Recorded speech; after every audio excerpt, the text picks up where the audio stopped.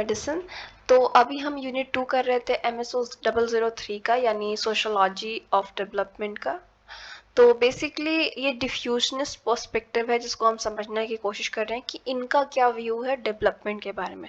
ठीक है, तो जो डेवलपमेंट के बारे में इनका व्यू है, देखिए ये मानते हैं कि डिफ्यूजन, जब कल्चरों का मेल मिलाप होता है तो डेवलपमेंट और अंडर डेवलप कंट्रीज के यहाँ पे बात की जा रही है, तो जाके एक डेवलपमेंट प्रोसेस होता है। यहाँ पे कहना क्या चाहते हैं, कहना ये चाहते हैं कि जो अंडर डेवलप कंट्रीज हैं, ठीक है, जिनका विकास अभी पूर्ण रूप से नहीं हुआ या विकसित हो रही हैं, वो अभी पीछे डेवलप कंट्री से, आप मानेंगे बैक, और वो उनका जो बैकवर्डनेस है, जो उनका पीछे होने का कारण है या पीछे होने में हेल्प की जो ज़रूरत है, अगर वो डेवलप कंट्रीज नहीं देती हैं तो वो आगे नहीं बढ़ पाएंगे। ठीक है, अगर बात करें पैसे की, टेक्नोलॉजी की, नॉलेज की, स्किल की, ठीक है, ये सब चीज़ें जब डेवलपिंग कंट्रीज को प्रोवाइड करेंगी, तभी जाके अंडर डेवलप या अविकसित जो कंट्रियां हैं, उन मतलब देश हैं, उनमें विकास हो पाएगा। The scholar perceived this aid as a sacrifice on the part of developed countries for the benefit of backward and suffering undeveloped countries. Okay, तो ये जो scholars and diffusionist स्कूल के, वो मानते हैं कि ये एक तरीके का सैक्रिफाइस होगा डेवलप कंट्रीज, जो विकसित देश हैं, उनके द्वारा अंडर डेवलप कंट्रीज को इस तरीके का हेल्प प्रोवाइड करके। ठीक है, और अगर मान लीजिए कि कोई देश विकसित नहीं हो पाता, जो हमने विकसित को एक सिस्टम बना दिया है कि भाई मॉडर्न क्या होना चाहिए, विकसित क्या होना चाहिए, हम एग्जाम्पल जनरली अमेरिका का लेते हैं, बिकॉज माना जाता है कि सबसे विकसित देशों में से एक है। तो अगर आपका देश उस लेवल तक नहीं पहुंच जाता, तो मतलब ऐसा ये लोग मानते हैं थिंकर्स, तो इसका मतलब ये है कि आपके अंदर इनहेरेंट मतलब एक प्रकार से शुरुआत से ही वीकनेस है, और आपकी सोसाइटी बैकवर्ड है, और डेमोग्राफिक फैक्टर्स हैं, ट्रेडिशनल इंस्टीट्यूशन और बिलीफ वगैरह जो वहाँ पे ट्रेडिशनल हैं, उसी वजह से आपका देश नहीं डेवलप हो पा रहा है। अब इस पर्टिकुलर स्कूल से हम क्या सीखें, ये बोल रहे हैं कि कल्चरल जब एलिमेंट्स मिलते हैं तब जाके डेवलपमेंट हो रहा है। डेवलपमेंट कैसे हो रहा है, जब विकसित देश अविकसित देशों की हेल्प कर रहे हैं, और विकसित देश जब वो हेल्प कर रहे हैं, यानी डेवलप कंट्रीज हेल्प कर रहे हैं, तो बेसिकली वो सैक्रिफाइस कर रहे हैं अंडर डेवलप कंट्रीज के लिए कि विकास हो सके। और इसके बाद भी अगर विकास नहीं होता, तो आपका जो कल्चर है, आपका जो ट्रेडिशन है, आपका बिलीफ, इंस्टीट्यूशन, डेमोग्राफी फैक्टर, ये सब जो चीज़ें हैं वो वीक है, इस वजह से नहीं हो पा रहा है। ठीक है, अब साइकोलॉजिकल पर्सपेक्टिव की बात करें, तो ये अप्रोच अगर हम बात करें तो मैकलेंड, कर्नल हेगन, आई गेस इनका नाम मैं सही ले रही हूँ, इन लोगों से कनेक्टेड है।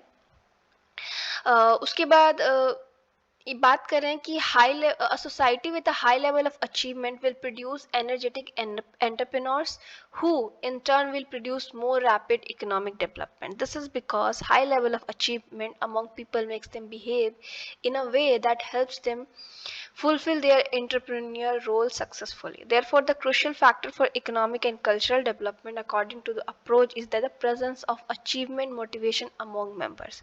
This leads to planned and concentrated growth of development.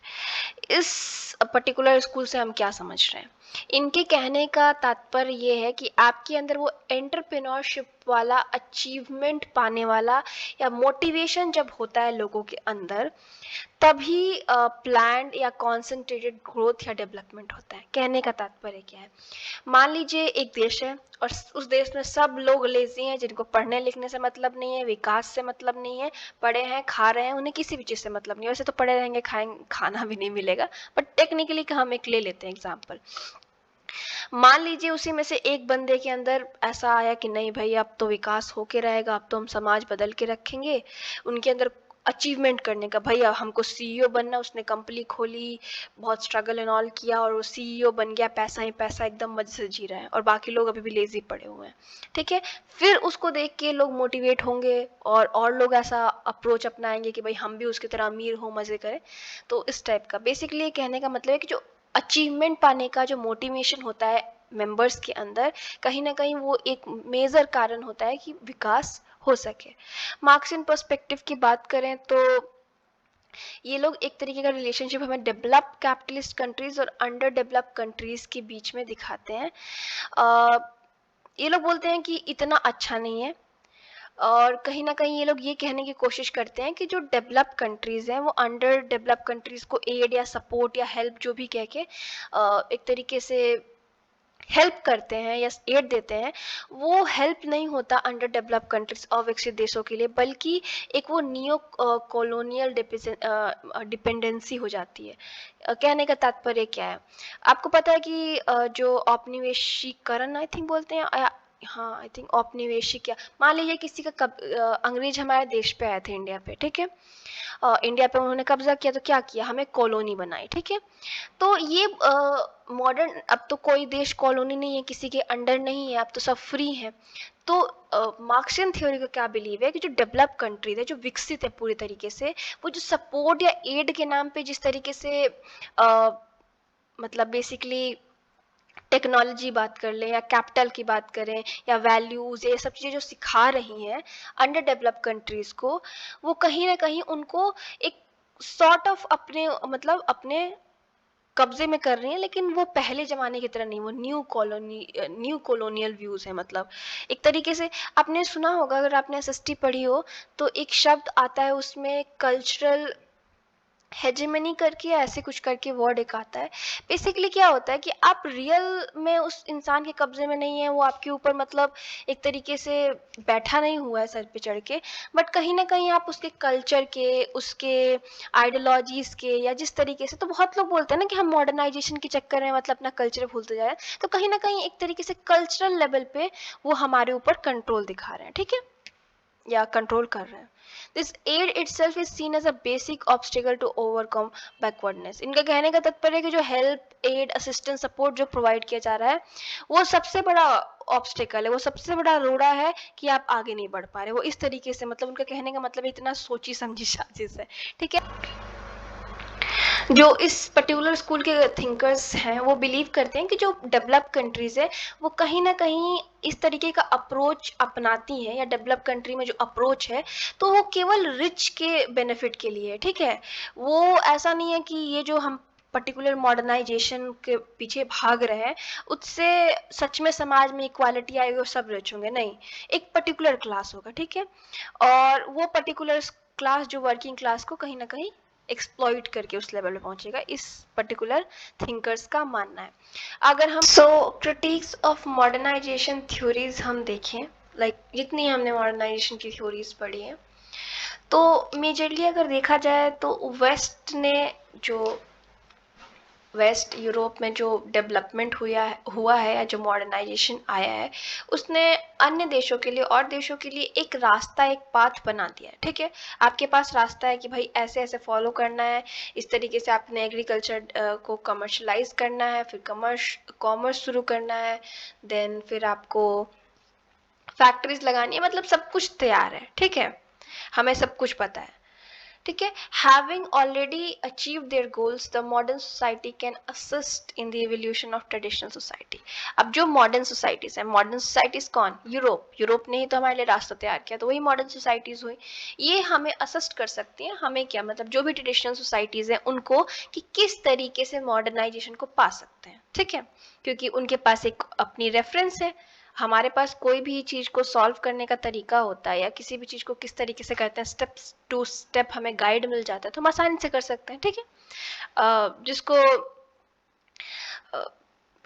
एक जर्नल बिलीफ से हम कह सकते हैं कि हाँ, ऐसा मान लीजिए कि जो उनके लिए रास्ता सही था वो सबके लिए सही होगा, ठीक है, जो कि हम वेस्टर्नाइजेशन में कवर कर चुके हैं। या वेस्टर्नाइजेशन क्या है, बेसिकली जो वेस्ट ने किया उसको सेम फॉलो करो और अपने देश को भी उनकी तरह बना दो।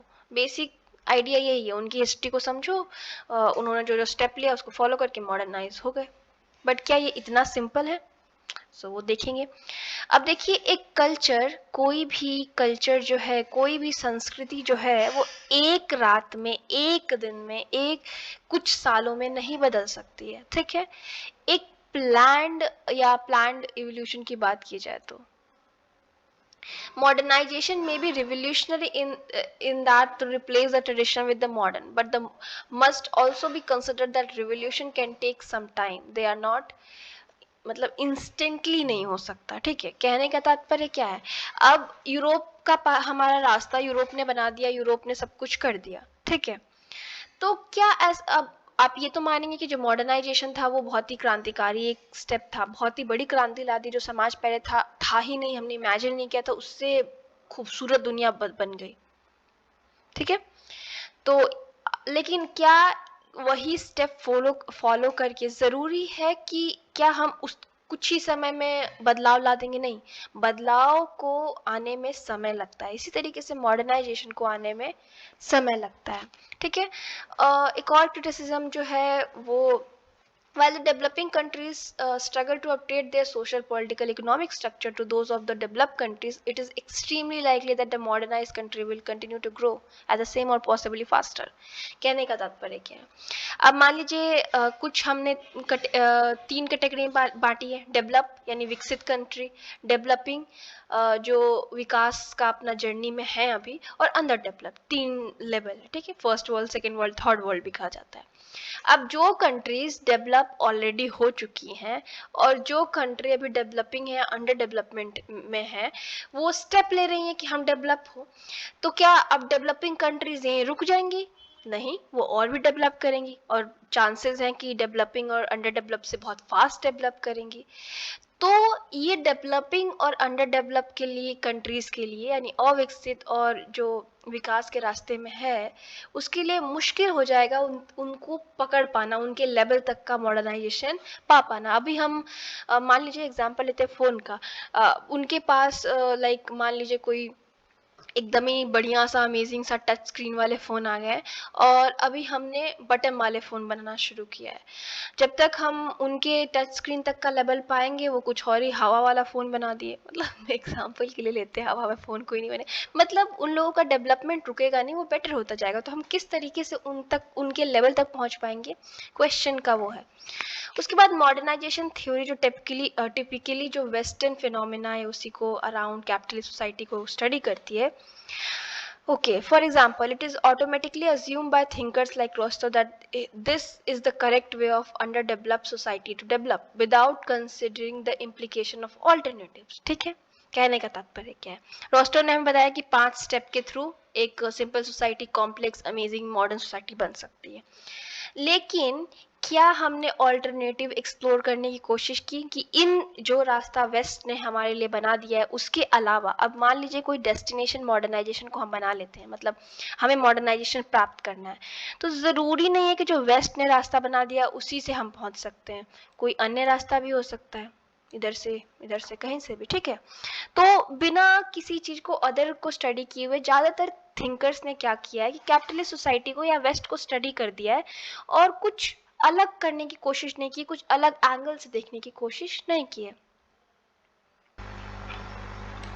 अब अगर हम रोस्तों की जो 5 स्टेज हमने पढ़ी हिस्टोरिकल अप्रोचेस वाली जो उनकी स्टडी की, तो बहुत लोग बोलते हैं कि मान लीजिए कि उन्होंने 5 स्टेज में डिवाइड किया कि भाई इस कैरेक्टरिस्टिक्स से या इस स्टेज से हम कह सकते हैं कि टेक ऑफ कर रहा है डेवलपमेंट, या आ रहा है, या डेवलपमेंट की तरफ हम बढ़ रहे हैं।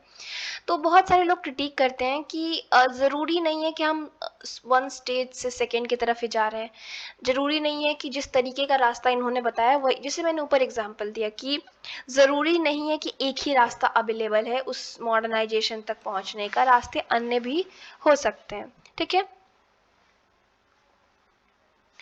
द थ्योरी ऑफ डिपेंडेंसी, इस पे क्वेश्चन बहुत ज़्यादा आता है, इस पे पूरा चैप्टर है, तो हम डिटेल में डिस्कस करेंगे। बेसिकली इसको एंड्रयू गंडर फ्रैंक ने मतलब बताया है या इसको डिज़ाइन किया है। बेसिकली इनका कहने का मतलब है कि एक हमारे समाज में देशों के बीच में हायरार्किकल स्ट्रक्चर है, हायरार्की है, ठीक है।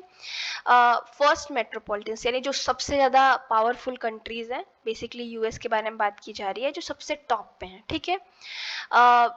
ये जो एकदम पावरफुल या टॉप पे जो कंट्रीज हैं, फॉर एग्जांपल यूएस, इनका किसी भी अन्य देश पे कोई ये डिपेंडेंट नहीं है, ठीक है।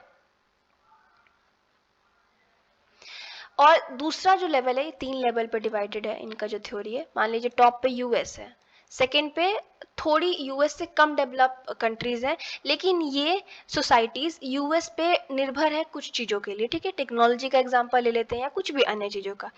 एंड सबसे हम लास्ट वाले पार्ट पे जाएं तो वहाँ पे जो कंट्रीज हैं वो हर चीज के लिए इन्हीं डेवलप कंट्रीज पे, फुली डेवलप कंट्रीज पे या स्ट्रॉन्ग कंट्रीज जैसे यूएसए पे फुली डिपेंड है हर चीज के, टेक्नोलॉजी से लेके नॉलेज, वेल्थ, एवरीथिंग, ठीक है।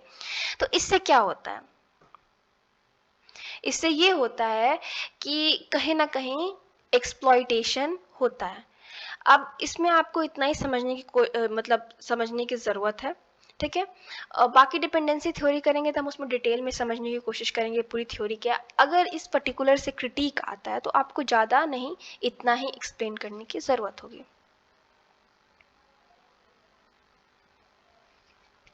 उसके बाद ये बिलीव किया जाता है कि मॉडर्नाइजेशन थ्योरी जो है वो कुछ खास उन थ्योरीज से हमें मतलब कोई बहुत विजिबल कुछ देखने को मिल नहीं रहा है। This is not because there has been no development in past 50 years, there has been evolution related to both field of thoughts, theories themselves are so in this Steven book. Modernization theory does not paint a very precise picture of what should be happening and more particularly how it should be occurring, ठीक है।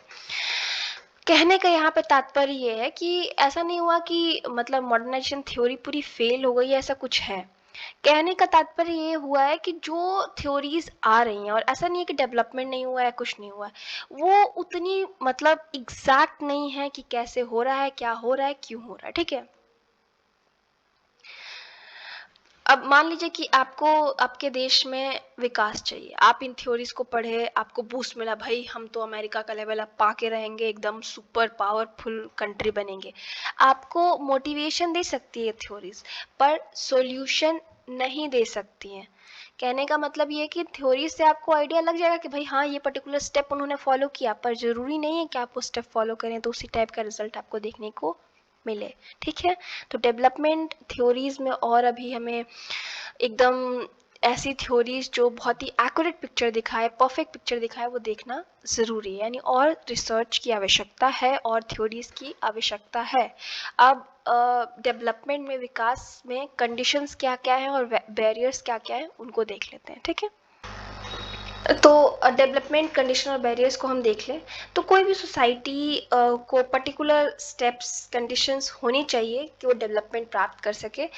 तो एक infrastructure होना चाहिए, physical, social, mental और psychological, ठीक है, जो डेवलपमेंट में कंट्रीब्यूट करेगा। और कंडीशन की हम बात करें तो surplus energy, awareness, opportunity, aspiration for advancement, ये सब चीज़ें सोसाइटी में होनी चाहिए जब विकास चाहिए हमको, ठीक है। तो अगर हम एनर्जी की बात करें, एक्सेस एनर्जी, अब एनर्जी हम अगर प्री कंडीशन देखने की कोशिश करें, समझने की कोशिश करें, तो एक तरीके से एनर्जी क्या है, न्यू आइडियाज़ को समझने की, न्यू आइडियाज़ को इम्प्लीमेंट करने की अपॉर्चुनिटीज़ लोगों के अंदर, अवेयरनेस, एस्पिरेशन, एटीट्यूड, इस तरीके की चीज़ें आना एक तरीके से आपके अंदर या सोसाइटी के अंदर एनर्जी लाती है। अब the end of feudalism, western Europe में क्या हुआ कि फ्यूडलिज्म खत्म हुआ। फ्यूडलिज्म मैंने बहुत सारे वीडियोस में डिस्कस किया हुआ है, मैं यहाँ डिस्कस नहीं करूँगी। मैं हाँ फ्यूडलिज्म पे अलग वीडियो ज़रूर ले लूँगी, बट फर्स्ट वीडियो में भी आई गेस डिस्कस किया है मैंने, ठीक है। तो उसके बाद उसको खत्म होता है, फ्यूडलिज्म खत्म होता है, मोनार्की, राजा का राज खत्म होकर डेमोक्रेसी आ जाती है, ठीक है। उसके बाद इंडस्ट्रियल रिवोल्यूशन आ जाता है। आप इसके लिए इमर्जेंस सोशियोलॉजी का जो वीडियो है, बेसिकली सोशियोलॉजी किस तरीके से इमर्ज हुई है, उसमें मैंने डिस्कस ये सब कुछ किया हुआ है। वो वीडियो आप चाहे मास्टर्स के स्टूडेंट है, यूजीसी नेट देने जा रहे हैं, यूपीएससी, उस वीडियो को प्लीज़ स्किप मत करेगा, वो वीडियो सबके लिए इंपॉर्टेंट है, तो आप ज़रूर देखिएगा। आपको यूपीएससी या 5 मिनट सीरीज़ के बैग प्लेलिस्ट में वो वीडियो मिल जाएगा, ठीक है। तो ये सब चीज़ें होती हैं। ये क्या करता है, एक तरीके से इनकरेज करता है इनोवेशन या क्रिएटिव लोगों को बनाता है, ठीक है। आइडियाज़ डिफरेंट टाइप के आते हैं। उसके बाद लोग विकास की तरफ खुद ही जाने लगते हैं। अब अवेयरनेस क्या होता है, awareness of a new development opportunities and challenges, society that are fully consumed by struggle for survival have little time or inclination to direction their attention onward to observe what other societies are मतलब कर रही हैं, ठीक है। कहने का तात्पर्य क्या है, अवेयरनेस क्या है, इनके कहने का तात्पर्य ये है कि आप मान लीजिए एक देश है, वहाँ भुखमरी फैली हुई है, ठीक है, खाने के लाले पड़े हुए हैं, आपके पास कुछ नहीं है खाने का। क्या आपके पास इतना समय रहेगा कि आप एग्जांपल लीजिए, कोई भी कंट्री है, तो एक कंट्री की भुखमरी वाली हालत हो रखी है, कुछ नहीं है उनके पास, जीवन उनका दयनीय स्थिति में, तो उनके पास टाइम रहेगा कि वो बी कंट्री में क्या हो रहा है देखें? नहीं देख सकते, ठीक है। तो अभी कंट्री में क्या हो रहा है, या अवेयरनेस अदर टेक्नोलॉजीज की अपॉर्चुनिटीज की कब आएंगी, जब आपके देश में एक सर्टन लेवल का हमने लेवल पा लिया है। मतलब मान लीजिए आपको खाने की दिक्कत नहीं है, बेसिक आपकी नीड्स फुलफिल हो रही हैं, तब आप, या आप एजुकेटेड हैं, ठीक है, इतना आप लेवल एक कंट्री अचीव कर लेती है, तो वहाँ के लोगों के पास क्रिएटिव या इस टाइप की चीज़ें करने का टाइम होता है। अवेयरनेस, ऑफ कोर्स अवेयरनेस वो गेन कर सकते हैं कि भाई, अब देखिए जो भी लोग पढ़ रहे होते हैं, जिनको प्रॉपर चीज़ें मिल रही हैं, ठीक है, बेसिक उनकी नीड्स फुलफिल हो रही है, खाने के बारे में नहीं सोचना, तो वो काफ़ी चीज़ें पढ़ते हैं, वो देखने की कोशिश करते हैं कि न्यूज़ में क्या हो रहा है, अन्य देशों में क्या हो रहा है, उससे न्यू आइडियाज़ आते हैं। आप फिर अपनी कंट्री को भी बेटर करने में कोशिश कर सकते हैं। डेवलपमेंट के लिए अवेयरनेस बहुत ज़्यादा इम्पॉर्टेंट है। बुक्स, न्यूज़पेपर, प्रिंटिंग प्रेस, ये सब चीज़ें जब आती हैं, रेलवेज, टेलीग्राफ, ये सब चीज़ें आती हैं, अभी के टाइम पे 60,000 से ज़्यादा न्यूज़पेपर पूरे ग्लोब पे छपती हैं, मतलब पूरी दुनिया में छपती हैं। 8,000 डेली न्यूज़पेपर्स वगैरह वगैरह डेलीज छपती हैं, नॉट न्यूज़पेपर। उसके बाद 500 मिलियन का जो रीडरशिप है, यानी 1.5 बिलियन पीपल जो हैं वो रीड करते हैं, ठीक है। तो इस टाइप ये क्यों करते हैं भाई, न्यूज़पेपर, अखबार आप क्यों देखते हैं? बिकॉज आप समझना चाहते हैं। आप एक बार न्यूज़पेपर पढ़िए, किसी कंट्री का जो डेवलपमेंट है एनालाइज करिए, 2-4 आइडियाज़ आपको भी आ जाएंगे कि इसको इस तरीके से इम्प्लीमेंट करें तो ये चीज़ हो जाएगा, ठीक है। मतलब बेसिकली नॉलेज का एस्पिरेशन, ठीक है। अब एस्पिरेशन क्या होता है? कहा जाता है यूपीएससी एस्पिरेंट। एस्पिरेंट क्या, आपको कुछ कोई नीड है, आपके अंदर से एक फीलिंग आ रही है कि आपको एक हायर लेवल अचीव करना है, कुछ पाना है, ठीक है। अब ये चीज़ कब होगी? क्योंकि अब मान लीजिए बेसिक नीड यहाँ पे फुलफिल हो रही है, सोसाइटी में इस टाइप का इन्वायरमेंट है, तब ये एस्पिरेशन डेवलप होगा, नॉलेज लोग और सीख करेंगे, भाई हम और इंटेलिजेंट हो, और चीज़ों को समझे, फिर पोटेंशियल जो भी होगा, मतलब जो भी उनके पास अवेलेबल होगा उसको बेटर करने की कोशिश करेंगे। इफ़ हम बैरियर्स की बात करें, तो हम जल्दी बात करेंगे बेसिकली एरर्स, ऐसे ऐसी कमियां, ऐसी समस्याएं आना कि हम फ्यूचर में क्या होने वाला है उसको असेस ना कर पाए, असेसमेंट उसका प्रॉपरली ना कर पाए, ठीक है। देखिए, कोई भी समाज जिस स्पीड में अभी चल रहा है, ज़रूरी नहीं कि उसका विकास या डेवलपमेंट इसी स्पीड में फ्यूचर में भी होगा, उतार चढ़ाव आ सकता है, ठीक है। कई बार people who are unable to see the opportunity and solution concealed behind the immediate obstacles। कहने का तात्पर्य क्या है? अगर आप दूरदर्शी नहीं हैं, ठीक है, आपको नहीं पता कि किस प्रकार से प्रोग्रेस करना है और किस तरीके से जो विकास हो रहा है उसे कदम से कदम मिला के चलना है, तो आप जो फ्यूचर में चल रहे हैं, मान लीजिए उसके बीच में जो रोड़े का या ऑब्स्टिकल्स वगैरह आपको मिलेंगे, उसको आप कहीं ना कहीं नहीं, मतलब उससे दूर जा पाओगे, उसका सॉल्यूशन ढूंढ नहीं पाओगे, ठीक है। अब कुछ चीज़ें जैसे कि डेटेड डेटेड ही होगा, आई थिंक मोडेड है, आउटडेटेड एटीट्यूड। आउटडेटेड एटीट्यूड क्या होता है? हम जी रहे हैं 2021 में, विचारधारा हमारी 19 वाली, आई मीन 1990 वाली, नहीं चलेगा ना, क्योंकि समय के साथ आपको चलना है। अब यहाँ पे दिया गया है 15th century China possessed a navy unparalleled in size, skill and technology, but their expedition led only to dead ends. The purpose of this expedition was to display the splendor and powers of Chinese emperors। कहने का तात्पर्य क्या है? 15वीं शताब्दी की अगर हम बात करें, तो चाइना के पास बहुत ही अच्छी, बहुत ही बढ़िया, मतलब मान लीजिए बेस्ट टाइप की नेवी थी। लेकिन क्या हुआ, उन अगर वो भी यूरोपियंस की तरह एक्सप्लोर करते या कमर मतलब व्यापार करते, तो शायद जो विकास था वो कहीं और होता, नहीं। लेकिन उन लोगों ने क्या किया कि उसका प्रयोग यही इसलिए किया जाता था कि वो चाइनीज जो एम्परर्स हैं, यानी वहाँ के जो राजा हैं, उनकी जो शक्ति है उसका प्रदर्शन कर सके, उससे कोई प्रोडक्टिव काम नहीं करे। भाई हमारे पास मान लीजिए कि फ़ोन सबके पास होगा, ठीक है, तो कुछ लोग फ़ोन का प्रयोग करके, यूट्यूब का प्रयोग करके मेरे वीडियोस देख रहे होंगे, कुछ सीख रहे होंगे, कुछ लोग वहीं पे फ़नी वीडियोस, मीम और रील्स देख रहे होंगे, ठीक है। मतलब आपके पास चीज़ है, पर आपको पता नहीं है कि उसका सही तरीके से प्रयोग कैसे करना है, ठीक है। तो उसके बाद इन लोगों ने बाहर के लोगों से, मतलब फॉरेन के लोगों से एक तरीके से व्यापार वगैरह भी नहीं किया, और कहीं ना कहीं जो जितना विकास होना चाहिए था, विकास नहीं हो पाया। उसके बाद जो ग्रेट वॉल ऑफ चाइना है, वो पता है आपको कि बहुत सारी टाइम तक एकदम बंद करके रखा उन लोगों ने। वो लोग सोचते थे कि वो लोग सेंटर, अगर यहाँ हिस्ट्री की बात की जाए तो उन लोगों का विश्वास था कि वो सारे देशों के मतलब सेंटर में है और सारी चीज़ें उनके आसपास घूमती है, कि वो अलग टाइप की दुनिया में जीते थे। फिर धीरे धीरे वहाँ पे भी विकास आता है, चाइनीज रेवोल्यूशन होता है, उसके बाद वो लोग भी अपने गेट व्यापार के लिए खोलते हैं। और आज इस पर हम डिस्कशन नहीं कर सकते कि चाइनीज सोसाइटीज़ कितना ज़्यादा व्यापार का प्रयोग कर रही है। मतलब आप मार्केट में चले जाइए, आपको इतने सारे प्रोडक्ट चाइना के मिल जाएंगे। ऐप्स वगैरह बैन होते हैं, ये सब चीज़ें पॉलिटिकल लेवल पे होती हैं, बट इस चीज़ को हम मना नहीं कर सकते कि चाइनीज़ जो चीज़ें हैं वो पूरे मार्केट पे कब्जा कर चुकी हैं। ठीक है, तो बेसिकली यहाँ पे हमने इस सब डिस्कशन का मतलब क्या था कि भाई एटीट्यूड जो लोगों का है वो पुराने ज़माने वाला है। जिस समय हम जी रहे हैं उस ऐसा एटीट्यूड उनका नहीं है, इस वजह से भी विकास नहीं हो पाता है। ठीक है, उसके बाद अगर हम बात करें अगर हम सेकंड बेयर की बात करें तो वो एनाक्रिज्म है। बेसिकली कहने का तात्पर्य क्या है कि कुछ मतलब हम अगेन ऊपर वाला एग्जाम्पल लीजिए, हम जी रहे हैं 2021 में, पर हमारा ट्रेडिशन, हमारा कल्चर कैसा है, 1800 वाला। ठीक है, अब जैसे कि बहुत सारे कंट्रीज में जो ऐसा लाइक बिहेव और हैबिट होता है कि बहुत ज़्यादा high level of birth rate है। ठीक है, एंड उसके बाद मॉडर्न मेडिकल टेक्नोलॉजी, ये सब चीज़ें आने के बाद भी जो सिचुएशन है चाइल्ड बर्थ वगैरह का, वो काफ़ी हाई रहता है। अब ये बातें हम क्यों कर रहे हैं, मतलब लाइक बच्चे पैदा हो रहे हैं, तो देखिए एक लेवल तक पॉपुलेशन को सस्टेन करने की हमारे पास पावर होती है।